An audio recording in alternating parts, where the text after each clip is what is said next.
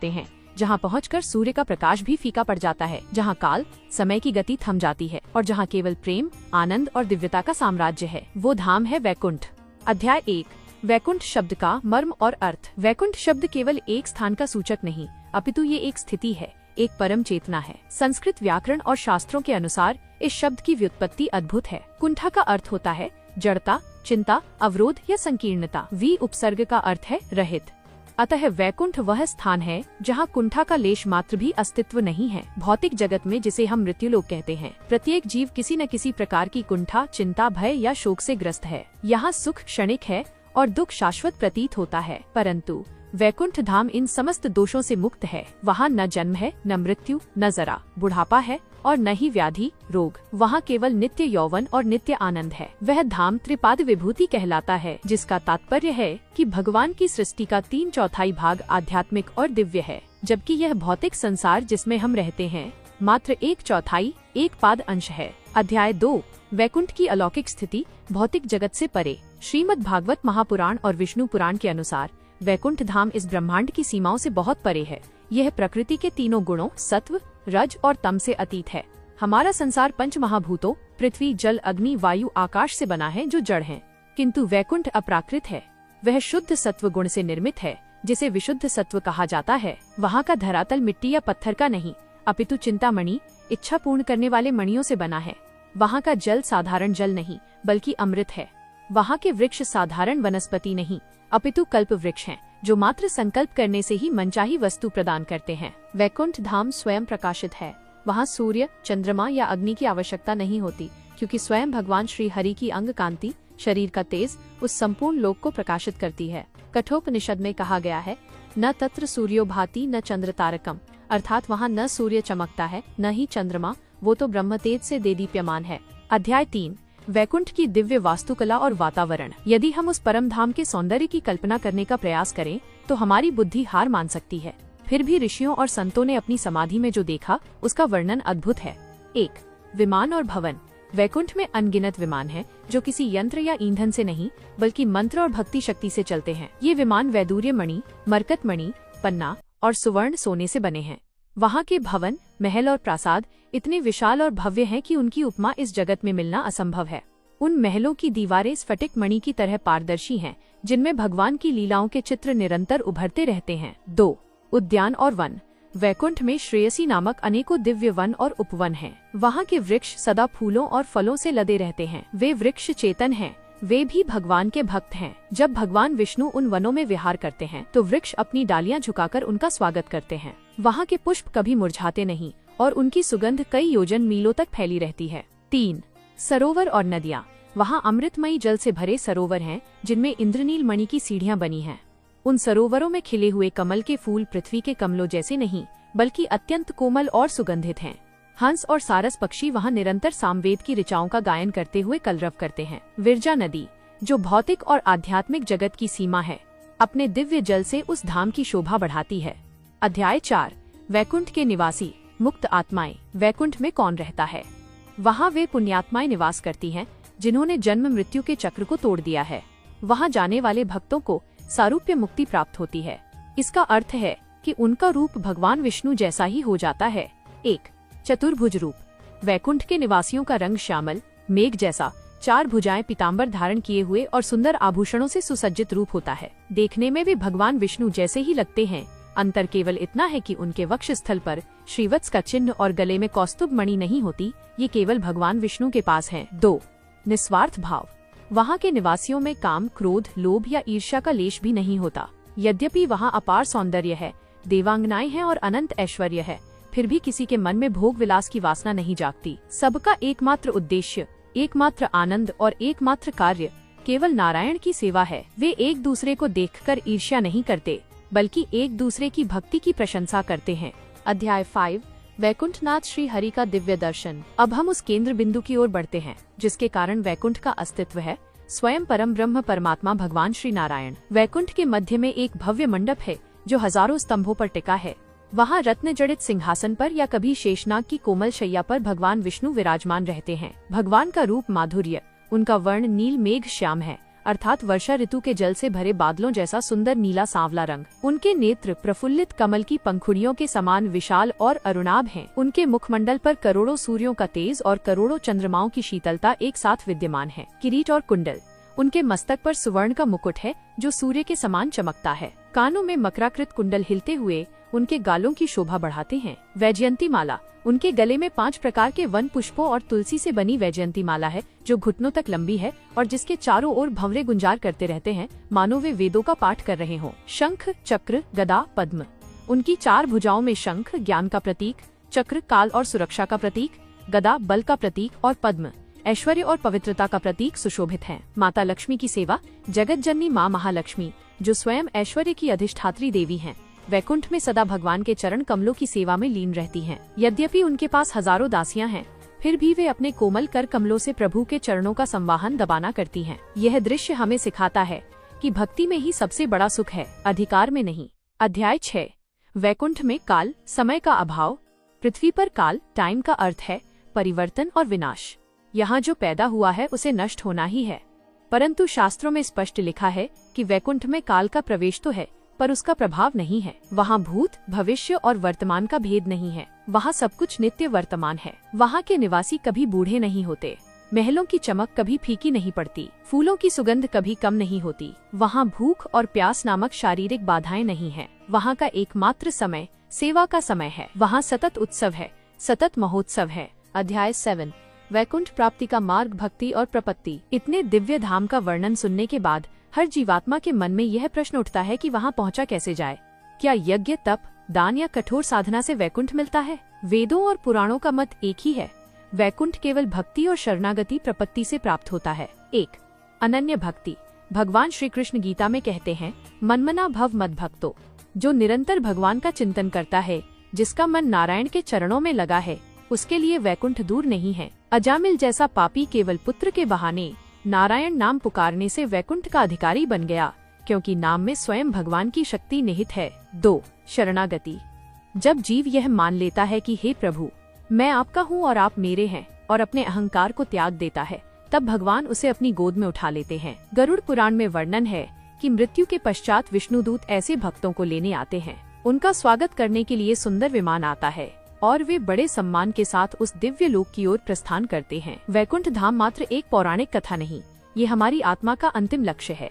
हम सभी उस परमपिता की संतान हैं जो भटक कर इस दुखमय संसार मृत्यु लोक में आ गए हैं। जैसे एक पक्षी दिन भर आकाश में उड़ने के बाद शाम को अपने घोंसले में ही विश्राम पाता है, वैसे ही जीवात्मा को अनंत जन्मों की यात्रा के बाद केवल और केवल वैकुंठ में ही विश्राम मिलता है। अतः जब तक हम इस पृथ्वी पर हैं, हमें मानसिक रूप से वैकुंठ में ही वास करना चाहिए, अर्थात हमारे कर्म पवित्र हो, वाणी में सत्य हो और हृदय में नारायण हो। यही धरती पर वैकुंठ उतारने का मार्ग है और अंत में वैकुंठ प्राप्त करने का साधन भी। वैकुंठेश्वरी श्री महालक्ष्मी, भगवान की नित्य सेवा और वैभव का चिन्मय रहस्य। मंगलाचरण महामाये श्री पीठे सुर पूजिते, शंख चक्र गदा हस्ते महालक्ष्मी ते।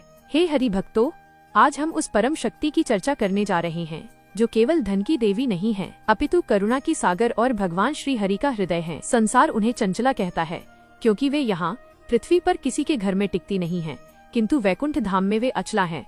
वहाँ वे एक क्षण के लिए भी भगवान नारायण के चरणों से दूर नहीं होती। आइए वैकुंठ के अंतःपुर आंतरिक कक्ष में प्रवेश करें और देखें कि वहाँ जगत जननी माँ लक्ष्मी की दिनचर्या और महिमा क्या है। लक्ष्मी तत्व का दिव्य परिचय। वैकुंठ में माता लक्ष्मी का स्वरूप पृथ्वी की मूर्तियों से भिन्न और अत्यंत अलौकिक है। शास्त्रों में उन्हें नित्य अनपायिनी कहा गया है, जिसका अर्थ है जो अपने स्वामी को कभी नहीं छोड़ती। 1. भगवान की ह्लादिनी शक्ति। भगवान विष्णु सच्चिदानंद हैं, सत, चित और आनंद। उनके इसी आनंद अंश का मूर्त रूप माता लक्ष्मी है। भगवान को जो आनंद मिलता है वो लक्ष्मी जी के माध्यम से ही मिलता है। वे भगवान की आह्लाद, प्रसन्नता का कारण हैं। इसलिए वैकुंठ में पत्ता भी अगर हिलता है तो वो लक्ष्मी जी की इच्छा और भगवान की प्रसन्नता के लिए ही हिलता है। 2. रूप माधुर्य।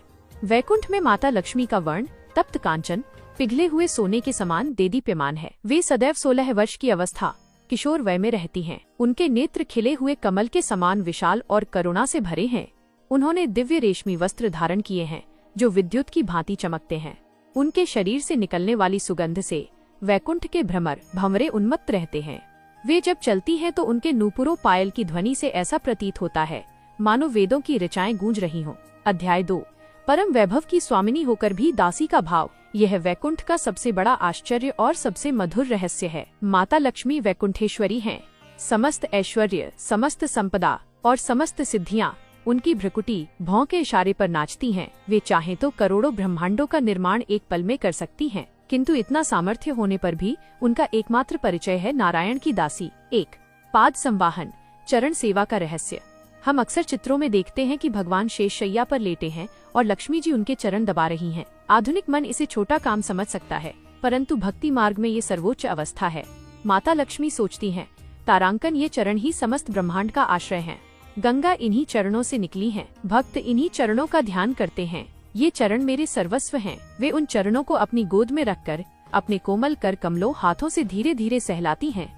उन्हें ये भय रहता है कि कहीं मेरे हाथों की कठोरता से प्रभु के कोमल चरणों में पीड़ा न हो, यद्यपि उनके हाथ फूल से भी कोमल हैं। 2.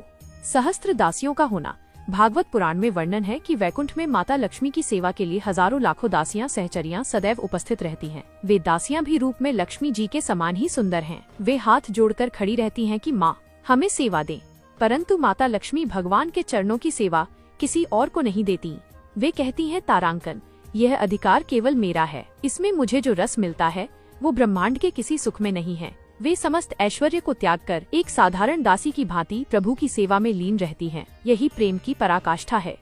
अध्याय 3. वैकुंठ का वैभव, लक्ष्मी जी का विस्तार। वैकुंठ में जो कुछ भी सुंदर, भव्य और आकर्षक है वह सब माता लक्ष्मी का ही विस्तार है। भगवान शक्तिमान है और ये धाम उनकी शक्ति का प्रदर्शन है। 1. चिन्मय वास्तु। वैकुंठ के महल मणियों के बने हैं, परंतु उन मणियों में जो चमक है वो लक्ष्मी जी की कांति है। वहाँ के उद्यानों में जो फूल खिलते हैं, उन फूलों में जो रंग और सुगंध है वो माता का ही सूक्ष्म रूप है। वे अपने स्वामी नारायण को सुख देने के लिए स्वयं को भूमि, जल, फूल, फल और सुगंध के रूप में परिवर्तित कर लेती हैं। 2. दरिद्रता का अभाव। पृथ्वी पर लक्ष्मी धन के साथ अलक्ष्मी, अवगुण दरिद्रता भी आती है। धन आने पर मद, लोभ और ईर्ष्या आती है, किंतु वैकुंठ की लक्ष्मी शुद्ध सत्व हैं। वहाँ अनंत सोना, चांदी और रत्न बिखरे पड़े हैं। सड़कें मणियों से बनी हैं, फिर भी वहाँ किसी के मन में लोभ नहीं है। वहाँ का वैभव भोग के लिए नहीं, सेवा के लिए है। वहाँ लक्ष्मी जी का वास माता के रूप में है, धन के रूप में नहीं। इसलिए वैकुंठ में ऐश्वर्य तो है पर अहंकार नहीं। श्री संप्रदाय और वैष्णव आचार्यों ने माता लक्ष्मी को पुरस्कार कहा है। इसका अर्थ है जीवात्मा और परमात्मा के बीच की कड़ी। हम जीव पापी हैं, हमने अनंत जन्मों में अपराध किए हैं। यदि हम सीधे भगवान नारायण के पास जाएंगे तो उनके न्याय के डर से कांपेंगे। भगवान तो न्यायाधीश हैं, वे दंड दे सकते हैं। इसलिए हम पहले माता लक्ष्मी के पास जाते हैं। भक्त प्रार्थना करता है, तारांकन हे माँ, मैं कुपुत्र हूँ पर आप तो कुमाता नहीं हो सकती। आप भगवान से मेरी सिफारिश कर दीजिए। माता की करुणा। जब माता लक्ष्मी देखती हैं कि कोई जीव दुखी है और शरणागत हुआ है तो वे भगवान से कहती हैं, तारांकन हे प्रभु, देखिए ये बेचारा जीव कितना दुखी है, इसके दोषों को मत देखिए। क्या पिता अपने छोटे बच्चे के अपराधों को गिनता है? इसे क्षमा कर दीजिए। भगवान नारायण जगत के पिता हैं, वे कठोर हो सकते हैं पर माता लक्ष्मी के आग्रह को वे कभी नहीं टालते। इसलिए वैकुंठ प्राप्ति के लिए लक्ष्मी जी की कृपा अनिवार्य है। वे भगवान के क्रोध को शांत करके उन्हें करुणा में बदल देती हैं। अध्याय 5. वैकुंठ में नित्य विहार। वैकुंठ में केवल चरण दबाना ही सेवा नहीं है, वहाँ भगवान और माता लक्ष्मी का नित्य विहार, भ्रमण भी चलता है। 1. श्रेयसी वन में भ्रमण। वैकुंठ में अनेक दिव्य वन हैं। जब भगवान और लक्ष्मी जी उन वनों में हाथ डालकर चलते हैं तो वहाँ की प्रकृति उत्सव मनाने लगती है। वृक्ष झुककर पुष्पों की वर्षा करते हैं, मोर नाचने लगते हैं, कोयल पंचम स्वर में गाती है। माता लक्ष्मी कभी कभी विनोद में भगवान से रूठने की लीला करती हैं और त्रिभुवन के स्वामी उन्हें मनाने का प्रयास करते हैं। ये लीला भक्तों को आनंद देने के लिए होती है। 2. तुलसी जी का सम्मान। यद्यपि माता लक्ष्मी भगवान की अर्धांगिनी है, परंतु वैकुंठ में वे तुलसी देवी का अत्यंत सम्मान करती हैं। वे जानती हैं कि भगवान को तुलसी अत्यंत प्रिय हैं। ईर्ष्या करने के बजाय माता लक्ष्मी स्वयं अपने हाथों से भगवान के गले में तुलसी की माला पहनाती हैं। ये सिखाता है कि जो भगवान को प्रिय है वो भक्त को भी प्रिय होना चाहिए। अध्याय 6. माता का रसोई घर, भोग सेवा। क्या वैकुंठ में भोजन बनता है? शास्त्र कहते हैं कि भगवान को भूख नहीं लगती, वे आप्त काम है, पूर्ण है, परंतु लीला के लिए और भक्तों के प्रेम के लिए वे भोजन ग्रहण करते हैं। माता लक्ष्मी स्वयं भगवान के लिए भोजन बनाती हैं। पृथ्वी के 56 भोग तो वहाँ के एक कण के बराबर भी नहीं हैं। वहाँ के दिव्य फलों, अमृतमयी मिष्ठानों और सुधारस को माता स्वर्ण पात्रों में सजाती हैं। वे भगवान को भोजन कराते समय पंखा झलती हैं और बड़े प्रेम से पूछती हैं, तारांकन प्रभु, आपको ये व्यंजन कैसा लगा? भगवान भी माता के हाथ का बना भोजन ग्रहण करके तृप्त हो जाते हैं। जो शेष बचा हुआ प्रसाद होता है वो वैकुंठ के पार्षदों जय विजय आदि को मिलता है, जिसे पाकर वे धन्य हो जाते हैं। स्वर्ग और वैकुंठ भोग भूमि बनाम। हे हरि के प्रिय भक्तों, आज हम उस सत्य का अनावरण करने जा रहे हैं जिसे जाने बिना जीवात्मा अनंत काल से इस ब्रह्मांड में भटक रही है। हम में से अधिकांश लोग पुण्य करते हैं, दान देते हैं और मन में यह कामना रखते हैं कि मृत्यु के बाद हमें स्वर्ग मिले। किंतु क्या आप जानते हैं कि सनातन धर्म के सर्वोच्च ग्रंथों श्रीमद् भागवत और गीता में स्वर्ग को धोखा और सोने की बेड़ियां कहा गया है। आज हम तुलना करेंगे इंद्र के स्वर्ग और विष्णु के वैकुंठ की। हम जानेंगे कि क्यों देवता भी स्वर्ग छोड़कर वैकुंठ जाने के लिए तरसते हैं। नश्वरता बनाम शाश्वतता। स्वर्ग भौतिक ब्रह्मांड मटेरियल यूनिवर्स के भीतर स्थित है। यह नश्वर है। जब ब्रह्मा जी का दिन समाप्त होता है या जब महाप्रलय आती है तो स्वर्ग लोक भी नष्ट हो जाता है। स्वर्ग के सुखों की एक एक्सपायरी डेट अंतिम तिथि है। इसके विपरीत वैकुंठ चिन्मय आकाश स्पिरिचुअल स्काई में स्थित है। यह ब्रह्मांड के आवरण से बहुत परे है। वहाँ न काल समय का प्रभाव है, न प्रलय का भय। जब ये संपूर्ण सृष्टि नष्ट हो जाती है तब भी वैकुंठ धाम ज्यों का त्यों अपने पूर्ण वैभव के साथ चमकता रहता है। वो नित्य धाम है। 2. भोग बनाम सेवा। स्वर्ग भोग भूमि है। वहाँ जीवात्मा अपने किए गए पुण्यों का पुरस्कार लेने जाती है। वहाँ का केंद्र बिंदु मैं हूँ। मैं अप्सराओं का नृत्य देखूं, मैं सोमरस पीऊं, मैं सुख भोगूं। किंतु वैकुंठ सेवा भूमि है। वहाँ का केंद्र बिंदु भगवान नारायण है। वहाँ जीवात्मा इसलिए नहीं जाती कि उसे सुख मिले, बल्कि इसलिए जाती है ताकि वह प्रभु को सुख दे सके। और आश्चर्य देखिए, भोग की इच्छा करने वाले को स्वर्ग में अंततः दुख मिलता है और सेवा की इच्छा करने वाला वैकुंठ में परमानंद में डूब जाता है। आइए पहले देवराज इंद्र की राजधानी अमरावती स्वर्ग का विश्लेषण करते हैं। इसे समझना इसलिए आवश्यक है ताकि हम जान सके कि हमें वहाँ क्यों नहीं जाना चाहिए। 1. क्षीणे पुण्य मर्त्यलोकम विशंति। मुंडकोपनिषद और गीता में स्पष्ट चेतावनी दी गई है। स्वर्ग एक किराए का महल है। जैसे आपके पास धन होने पर आप किसी 5 तारा 5 स्टार होटल में रहते हैं, वहाँ आपको राजा जैसा सम्मान मिलता है। किंतु जैसे ही आपकी जेब का धन पुण्य समाप्त होता है, होटल का प्रबंधक आपको धक्के मारकर बाहर निकाल देता है। ठीक वैसे ही स्वर्ग में आप तभी तक रह सकते हैं जब तक आपके पुण्य खाते में शेष बैलेंस है। जिस क्षण पुण्य क्षीण हुए, जीवात्मा को पुनः माता के गर्भ में मलमूत्र की थैली में आकर जन्म लेना पड़ता है। ये स्वर्ग की सबसे बड़ी त्रासदी है। वहाँ से पतित होने गिरने का भय सदा बना रहता है। 2. ईर्ष्या और असुरक्षा। स्वर्ग के राजा इंद्र हैं, परंतु क्या इंद्र सुखी हैं? पुराणों की कथाएं साक्षी हैं कि इंद्र सदा भयभीत रहते हैं। कोई ऋषि तपस्या करने लगे तो इंद्र को लगता है कि मेरा सिंहासन न छिन जाए। कोई असुर बलशाली हो जाए तो इंद्र भागकर भगवान विष्णु के पास जाते हैं। जहाँ राजा ही असुरक्षित है, वहाँ प्रजा सुखी कैसे हो सकती है? स्वर्ग में भी ईर्ष्या है। वहाँ भी पद और प्रतिष्ठा की होड़ है। वहाँ शरीर दिव्य हो सकते हैं, परंतु मन अभी भी रजोगुण कामनाओं से ग्रस्त रहता है। अध्याय 3. वैकुंठ धाम। अब दृष्टि घुमाइए उस धाम की ओर जिसका वर्णन करने में वेद भी नेति नेति यह भी नहीं, यह भी नहीं, अर्थात इससे भी श्रेष्ठ कहते हैं। 1. पुनरावृत्ति रहित स्थान।